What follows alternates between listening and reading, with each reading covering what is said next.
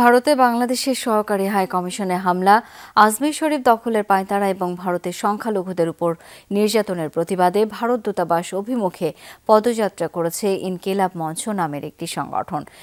শ্রীলঙ্কা আবারও রপ্তানিতে শীর্ষে। বিকেলে গুলশান ২ নম্বর গোলচত্বর থেকে শুরু হয় এই কর্মসূচি। পরে ইনকিলাব মঞ্চের ৩ সদস্য ভারতীয় দূতাবাসের স্মারকলিপি জমা দেয়। এর আগে সংক্ষিপ্ত সমাবেশে বক্তারা বলেন, বাংলাদেশের বিরুদ্ধে গভীর ষড়যন্ত্রে লিপ্ত ভারত। অভিযোগ তোলেন, তাদের গণমাধ্যমে বাংলাদেশের বিরুদ্ধে চরম মিথ্যা এবং উস্কানিমূলক সংবাদ প্রচার করছে, বাংলাদেশকে ধ্বংসের পায়তারা করছে, এমনটাও তাদের অভিযোগ।